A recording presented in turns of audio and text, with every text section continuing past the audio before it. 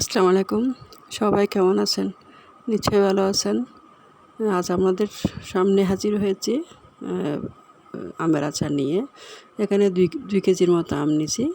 প্রথমে সিদ্ধ পানিতে একদম একদম গরম পানি বলক আসলে ওখানে ঢেলে তারপর ঝাঁকায় নেমে রেখে একটু পানি ঝরে এলে তারপর আচার করতে হবে। পানি ঝরাই ফেলতে হবে, পানি ঝরাই ফেলবেন, তারপরে বাকি কাজগুলো করতে হবে আর কি।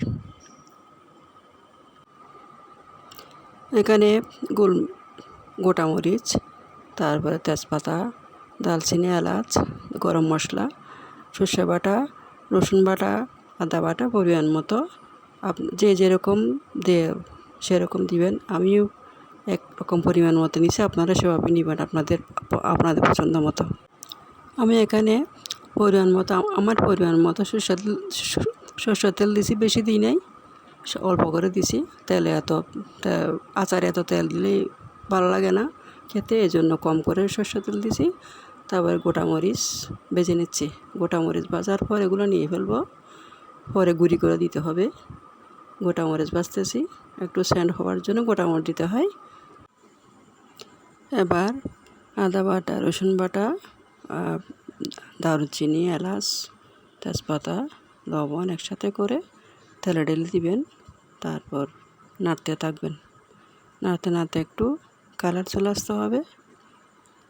কালার আসলে একটু নাড়বেন, ভালো মতো নাড়বেন, ভালো মতো নাড়তে হবে, না হয় লেগে যাওয়ার সম্ভাবনা বেশি থাকে, এই জন্য নাড়তে হবে। এবার নাড়ার পর একটা কালার আসবে, সুন্দর একটা কালার আসবে। এরপরে পরিমাণ মতো 250 গ্রাম চিনি দিবেন। 2 কেজি কাঁচা আমের সাথে 250 গ্রাম চিনি লাগবে। চিনি দিয়ে নাড়বেন। এরপরে নেড়ে চেড়ে আমগুলো ঢেলে দিবেন। একসাথে দিবেন না, কিছু কিছু করে দিবেন। কিছু কিছু দেওয়ার পর একটু একটু নাড়বেন। কিছু কিছু দিতে হবে, সবগুলো একসাথে দিলে নাড়া যাবে না, এই জন্য কিছু কিছু দিয়ে ভালো মতো নাড়তে থাকবেন। এই আচার দিয়ে মাংস দিয়ে আচার খেলে অনেক মজা পাবেন খেয়ে। এভাবে করবেন। এবার দেখেন আচারের কালারগুলো কি সুন্দর একটা কালার আসছে না? খুব সুন্দর একটা কালার হয়েছে। এরপর একটু নাড়বেন, কিছুক্ষণ পর নেড়ে দিয়েন। অল্প অল্প আছে, চুলার জাল বেশি দিয়েন না, অল্প করে দিবেন। একদম মৃদু জালে রেখে একটু শুকাই ফেলিয়েন। মৃদু জালে রাখতে হবে। এই আচার সামনে কোরবানির ঈদের মাংসের সাথে খেলে অনেক মজা লাগবে।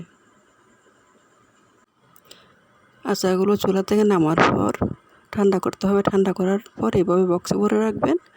বক্সে ভরে ডিপ ফ্রিজে রাখবেন। বিরিয়ানির সাথে, গরুর মাংসের সাথে, যে কোনো মাংসের সাথে খেতে পারেন। আর আপনারা যে যেখানে আছেন আমার জন্য দোয়া করবেন। আমি আপনাদের সবার জন্য দোয়া করতেছি। আল্লাহ যেন আপনারা সবাইকে সুস্থ ও সবল রাখুক, সুস্থ রাখুক, এই দোয়া করি। আসসালামু আলাইকুম। সবাই কেমন আছেন? নিশ্চয়ই ভালো আছেন। আজ আমাদের সামনে হাজির হয়েছি আমের আচার নিয়ে। এখানে ২ কেজির মতো আম নিয়েছি। প্রথমে সিদ্ধ পানিতে একদম গরম পানি বলক আসলে ওখানে ঢেলে তারপর ঝাঁকায় নেমে রেখে একটু পানি ঝরে এলে তারপর আচার করতে হবে। পানি ঝরাই ফেলতে হবে, পানি ঝরাই ফেলবেন, তারপরে বাকি কাজগুলো করতে হবে আর কি।